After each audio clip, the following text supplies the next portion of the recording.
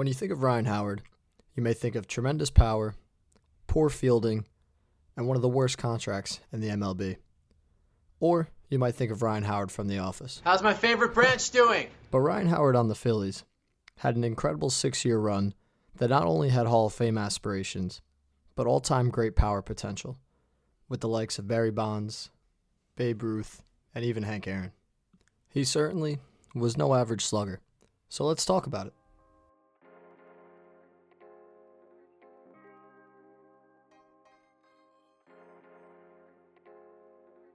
Ryan Howard was born in 1979 in Florissant, Missouri. He played his college baseball at Missouri State University from 1998 to 2001, where he hit .335 with 50 home runs and 183 RBIs in 172 games. In the 2001 MLB Draft, the Philadelphia Phillies selected Howard in the 5th round. Howard progressed through the minors and earned his chance with the Phillies as a September call-up in 2004. In 19 games, equaling 42 plate appearances, he hit .282 with 2 home runs and 5 RBIs. 2005 was Howard's official rookie year and optimism was high, but he got off to a bit of a slow start, playing behind future Hall of Famer Jim Thome.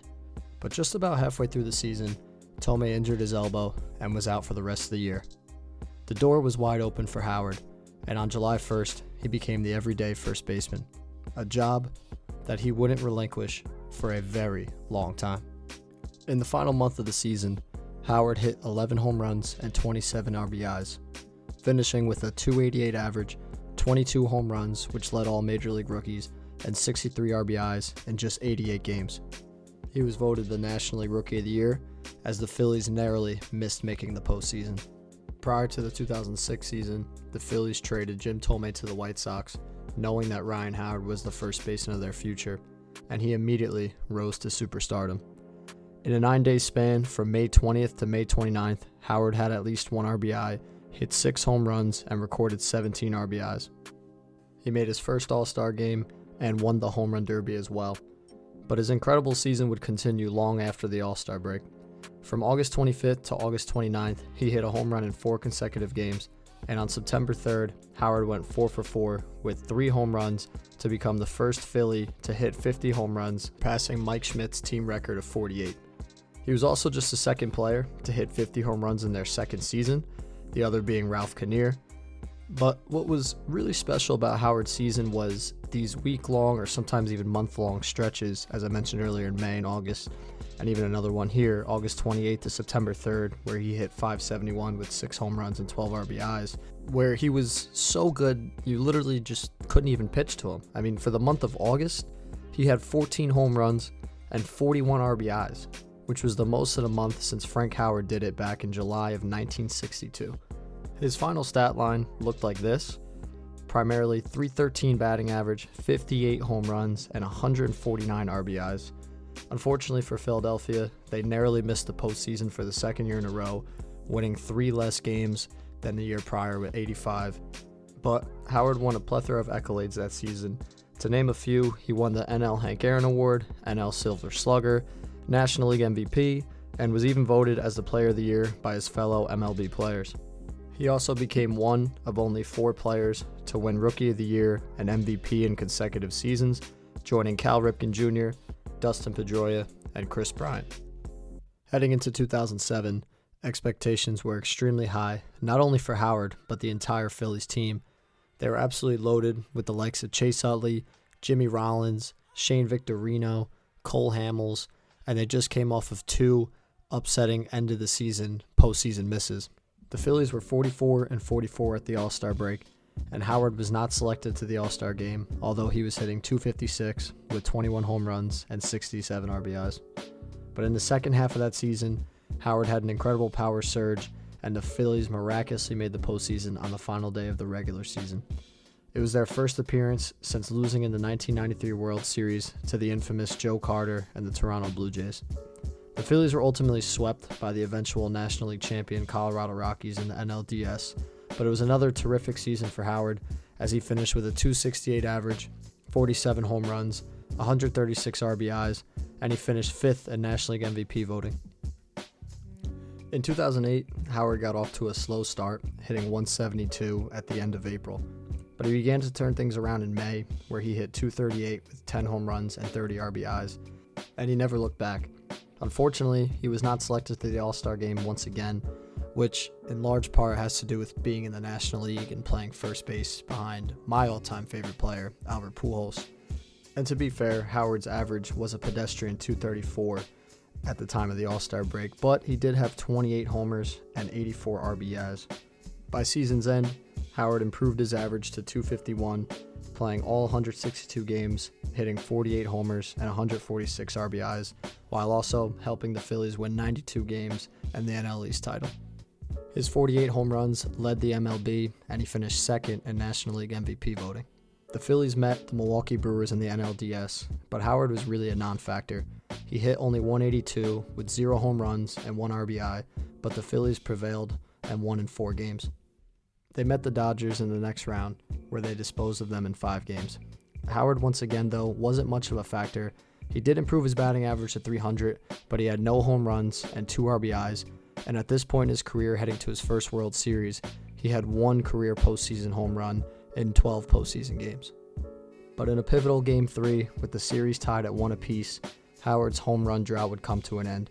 In the bottom of the 6th inning, Howard would hit a solo blast to give the Phillies a 4-1 lead. It was significant because the Phillies would later blow the 3-run lead, and Carlos Ruiz would walk it off in the bottom of the 9th inning. The following night, with a chance to take a commanding 3-1 series lead, Howard exploded. He went 3 for 4 with 2 home runs and 5 RBIs as the Phillies cruised to 1 win away from World Series glory. Howard was hitless in Game 5, but the Phillies prevailed in a close 4-3 victory and captured their first World Series in 1980 and second in franchise history. Young Cole Hamels was the World Series MVP along with the NLCS MVP, and it looked like the Phillies were on the brink of a dynasty. Prior to the 2009 season, Howard was bought out of his remaining arbitration on a 3-year, $54 million contract. Howard had 3 Grand Slams before June and was selected to the All-Star game for the first time since his MVP season in 2006, as he slashed .257 with 22 home runs and 67 RBIs at the break. Immediately after the All-Star break, on July 16th, Howard hit his 200th career home run, which made him the fastest player ever to hit 200, doing so in 658 games. Howard was only 29 years old, in the midst of his prime, and was extremely durable. The only real weakness at this time was perhaps a little bit high of a strikeout rate, but overall, it was looking like he may reach the 600, possibly even 700 home run plateau. His best month of 2009 came in August, where he hit .299 with 11 home runs and 33 RBIs, winning Player of the Month. He hit his 45th home run on the second to last game of the regular season, becoming only the 3rd player in MLB history with at least 45 home runs and 135 RBIs in 4 consecutive seasons, joining Sammy Sosa and Babe Ruth. His final stat line looked like this: .279 average, 45 home runs, and 141 RBIs, leading the Phillies to 93 wins and finishing 3rd in the National League MVP voting. His prowess would continue into the postseason. In the NLDS against the Rockies, Howard hit .375 with 3 doubles and 6 RBIs, but none bigger than Game 4 with the Phillies leading the series 2-1, looking to close it out. The score was 4-2 in the top of the 9th, with the Rockies leading with 2 outs and 2 on. Howard came to the plate and smacked a double to right field, which tied the game, and he eventually came around to score the winning run, advancing Philadelphia to the NLCS. His hot bat would continue in the NLCS as well, as he tied Lou Gehrig for most consecutive postseason games with an RBI, which is 8. He hit .333 with 2 home runs and 8 RBIs, took home the NLCS MVP as the Phillies disposed of the Dodgers in 5 games for the 2nd year in a row. The final test for back-to-back glory was the formidable Yankees, who rebuilt the franchise that offseason with the additions of CeCe Sabathia, Mark Teixeira, and AJ Burnett. Unfortunately for Howard and the Phillies, his hitting came to a screeching halt as he struck out 13 times in 6 games, hitting only 1 home run with a .174 average as they lost to the Yankees. Obviously, losing the World Series sucks, but there was no sign that Howard or the Phillies dynasty was on a downward spiral. I mean, they went out and acquired Roy Halladay that offseason. And for Howard, since his rookie season in 2005, he had 4 straight top 5 MVP finishes, obviously the Rookie of the Year award. On average, he had 44 home runs and 127 RBIs a season with a .279 batting average, and he also averaged 143 games over that 5-year span. So prior to 2010, Howard was rightfully rewarded with a 5-year, $125 million extension at the age of 30. Howard was selected to his second straight All-Star game and third overall, hitting .294 with 17 home runs and 65 RBIs at the break. On September 18th, Howard hit his 30th dinger, making it 5 straight 30 home run and 100-plus RBI seasons, which set a franchise record. But he also led the MLB in errors at first base for the third straight year with 14. The Phillies, however, with new acquisition Roy Halladay, won 97 games and were poised for another deep postseason run. Howard's final stat line looked like this. Roy Halladay set the tone with a no-hitter in Game 1 of the NLDS as the Phillies swept the Reds, but Ryan Howard was a non-factor with a .273 average, only 3 hits, none of them were extra base hits, and 0 RBIs. In a tightly contested NLCS versus the San Francisco Giants, Howard hit well for average, but not so much for power. In 6 games, he hit .318 with 7 hits and 4 of them being doubles, but he had no home runs and no RBIs in 9 total postseason games that year as the Phillies lost to the eventual World Series champs. That offseason, Cliff Lee re-signed with the Phillies after a brief stint in 2009 where he dominated my Yankees in the World Series, and this could have been the best team that the Phillies assembled during their stretch. At the break, Howard was not selected as an All-Star, despite hitting .257 with 18 home runs and 72 RBIs, but the Phillies were rolling with a 57-34 record. By season's end, Howard hit .253 with 33 home runs and 116 RBIs, which was his 6th straight 30 home run and 100-plus RBI season. The Phillies cruised to 102 victories and a 5th straight NL East title.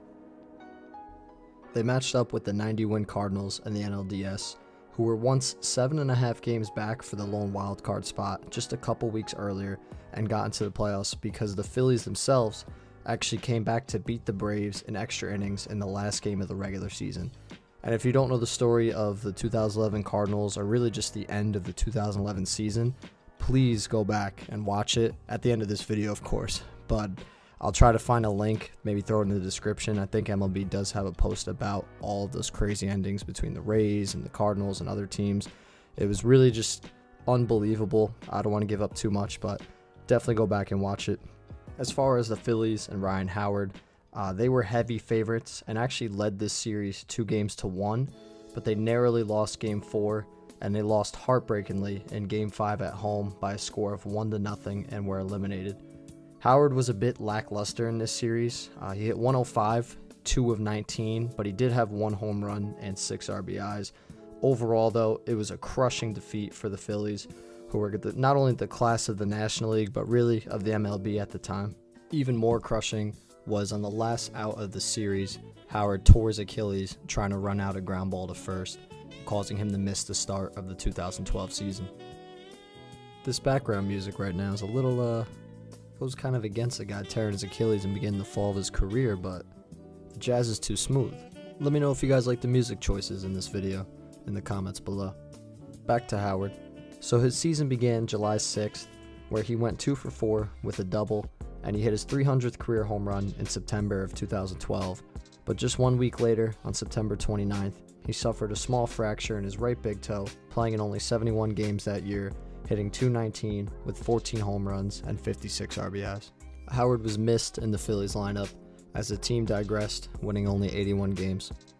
Into 2013, Howard battled more injuries, tearing his left meniscus in July and receiving arthroscopic surgery that hindered his season, playing in only 80 games, hitting .266 with 11 home runs and 43 RBIs, and the team digressed further, winning only 73 games that year. At age 34, after back-to-back lost seasons, Howard entered 2014 rejuvenated. He was fully healthy and looking to utilize the whole field rather than pull the ball as he did most of his career. On May 31st, Howard hit a 3-run home run versus the Mets to notch his 1,000th career RBI, becoming the fastest player in league history to hit 1,000 RBIs in only 1,230 games. But his season and the Phillies overall did not go well, Howard did manage to play in 153 games, which was the most in 3 years, but he hit .223 with 23 home runs and 95 RBIs, and the Phillies once again won only 73 games.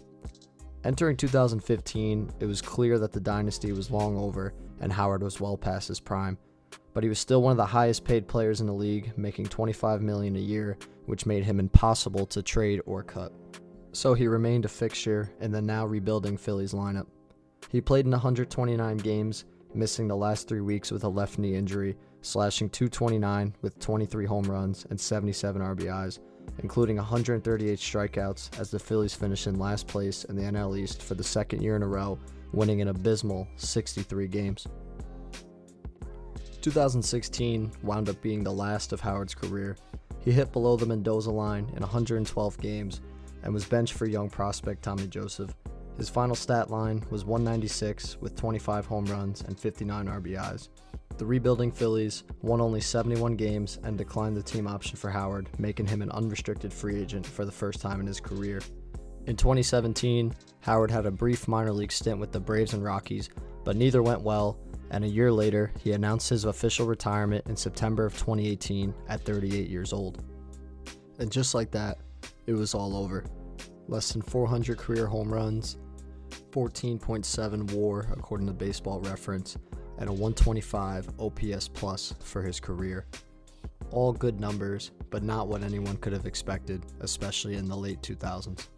It's easy and obvious to point to the Achilles injury as the main factor to his decline, but there were other issues. In 06 and 07, he had well over 100 walks, and his OBP hovered around 40%. From 08 to 016, the rest of his career, he had a .324 on-base percentage on average, which indicates really poor plate discipline. And after some deep digging, I found a really awesome article from Phillies Nation, and I'll post it in the description. So you can see here, he swung at 4% more pitches outside of the strike zone from 2010 to 2016 compared to the previous 5 years. So it is easy to attribute the injuries to his decline, but there were also some warning signs. Also the fact that he was awful against lefties throughout his entire career, and it didn't help either that he was far from an asset as a defender at first base, as he led the league in errors as first baseman 4 times and finished in the top 10 9 times, finishing in the negatives every year. But overall, there's a lot more good than bad in Howard's story. Yeah, the end was ugly, but the prime was incredible. He helped revitalize the franchise, won a World Series ring, and made a ton of money. So I'm sure Philly fans, Ryan Howard fans, and baseball fans across the globe focus more on the good than they do the bad. I can't thank you guys enough for watching. The support has just been incredible. The growth has been amazing. There's so much more to come. That being said, be sure to like the video, comment your thoughts. You guys, if you know me by now, I love feedback, so honest feedback only. Make sure to subscribe and let me know who you want to see me do a video on next. Thanks for watching, everyone. Take care.